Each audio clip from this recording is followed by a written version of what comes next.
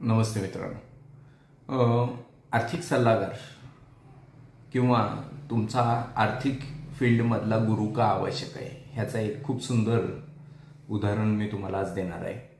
आणि आत्ताच्या घडीला ज्यावेळी मार्केट तुटतंय त्यावेळी तुम्हाला त्याची जास्त गरज आहे। एक किस्सा सांगतो की अमेरिकेमध्ये 2000 सालापासून आतापर्यंत अमेरिकेच्या S&P ने आपल्याला रिटर्न दिलाय 17% आसपास। मी अमेरिकेचं उदाहरण का देतो का तर सगळ्यात जास्त प्रगल्भ शेअर बाजार अमेरिकेचा आहे, कारण सर्वात जुना आहे त्यामुळे तसं म्हटलं जातं। तर 17% आसपास त्यांनी रिटर्न दिलाय। पण तिथले जे इन्व्हेस्टर्स आहेत त्यांनी आतापर्यंत शेअर मार्केटमधनं ऑन एन ॲव्हरेज किती टक्के कमवले, तर ऑन एन ॲव्हरेज 7 ते 9%च कमवले। म्हणजे 17% कमवून सुद्धा शेअर मार्केट कमवत असून सुद्धा त्यांना फक्त 7 ते 9%च मिळाले। असं का घडलं? दुसरं उदाहरण देतो भारताचं। भारतामध्ये 2000 साली ज्यांनी 1 लाख टाकले त्याचे आज 50 लाख झाले। पण हे ज्यांनी 1 लाख टाकले त्याचे 50 लाख झालेली जी लोक आहेत त्यांची संख्या किती आहे, तर फक्त 2%। मग बाकीचे 98% ते का करू शकले नाहीत? कारण ते तिथं टिकू शकले नाहीत। आणि हे का टिकू शकले नाहीत तर त्याला रिझन हे आहे की माणूस हा भावनाप्रधान आहे। आपल्या गुंतवणुकीमधला सर्वात मोठा शत्रू कोण असेल तर आपण स्वतःच असतो। रिझन हे आहे की आपण भावनिक आहोत आणि भावनाप्रधान आहोत। ज्यावेळी मार्केट चढतं त्यावेळी आपल्याला वाटतं अजून चढेल, आणि ज्यावेळी मार्केट तुटतं त्यावेळी अजून तुटेल। त्यामुळं मार्केटला प्रिडिक्ट करणं आपल्याला शक्य होत नाही। त्याचा जो हा ग्राफ आहे तो ग्राफ खालीवर होतच राहतो, आणि त्यामुळं कधी घ्यायचं आणि कधी विकायचं हे होत नाही, आणि आपण आपल्या इमोशनला कंट्रोलमध्ये आणू शकत नाही, आणि त्यामुळेच आपण कंटिन्यू मार्केटमध्ये राहू शकत नाही, आणि राहू शकत नसल्या कारणाने एवढे पैसे कमवू शकत नाही। यासाठी अमेरिकन मेडिकल असोसिएशनचं एक उदाहरण मी तुम्हाला देतो। अमेरिकन मेडिकल असोसिएशन म्हणतं की तुमच्या घरातल्या कोणत्याही व्यक्ती आजारी पडली तर त्याची सर्जरी तुम्ही स्वतः करू नका। तुम्ही सर्जरी विसरता का? नक्की नाही, पण तुम्ही भावनिक होता आणि भावनेच्या भरामध्ये तुम्ही सर्जरी करताना बऱ्याचशा चुका करू शकता। म्हणून तुम्ही तुमच्याच घरातल्या इमिजिएट ब्लड रिलेशन मधल्या कोणत्याही व्यक्तीची ट्रीटमेंट किंवा सर्जरी करू नका, असं अमेरिकन मेडिकल असोसिएशन सांगतं। सेम थिंग अजून एक उदाहरण मी तुम्हाला देऊ इच्छितो।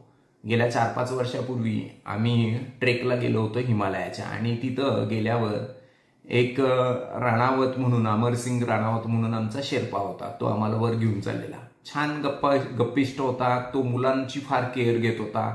माझी मुली तर फार छोट्या होत्या, त्यामुळे तिला सगळ्यात छोट्या मुलीचं तर वय त्यावेळी 7-8 वर्ष होतं, तर सगळ्यात कमी वयाची मुलगी तीच आहे असं त्याचं म्हणणं होतं आजपर्यंत त्यांनी नेलेल्यातली। तर तो म्हणत होता की त्यामुळं एक अटॅचमेंट तयार झाली होती। मग त्याला मी विचारलं की का रे, हा जो आम्ही आता ट्रेक करतोय तो ट्रेक करायला तुझ्याशिवाय आम्ही करू शकणार नाही का? तर 2 मिनिट तो शांत राहिला आणि तो म्हणला की नक्की करू शकताल। मग म्हणलं आम्ही तुला का न्यावं? मग परत तो शांत झाला आणि तो म्हणला की मी तुम्हाला का न्यावं हे सांगण्यासाठी एक एक्झाम्पल सांगतो की हिमालया ट्रेकमध्ये ज्यावेळी जातो तर त्या एव्हरेस्ट ट्रेकचा एक डाटा त्यांनी सांगितला आम्हाला की जेवढी लोक 100 लोक वर चढतात तर त्यातले ऍक्सिडेंट जे होणार, ते ऍक्सिडेंट आपण असं समजलं की 100 लोकांचे ऍक्सिडेंट झाले, तर त्या 100 लोकांचे जे ऍक्सिडेंट झाले त्यातले 75% ऍक्सिडेंट हे चढताना होत नाहीत, तर 75% ऍक्सिडेंट हे उतरताना होतात।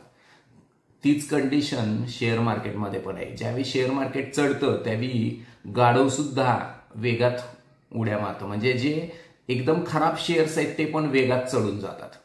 पण ज्यावेळी मार्केट तुटतं त्यावेळी खरा कस लागतो, आणि त्यावेळी खरे घोडे कोण आणि गाढव कोण हे आपल्याला कळायला लागतं।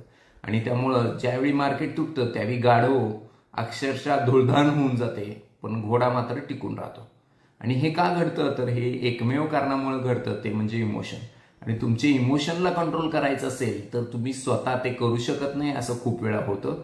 म्हणून त्या ठिकाणी तुम्हाला तुमचा आर्थिक गुरु हवा आहे की ज्याचं काम हे आहे की तुमच्या इमोशनला सांभाळायचं। त्यामुळं जो ते करू शकतो त्याच्याबरोबर तुम्ही राहा।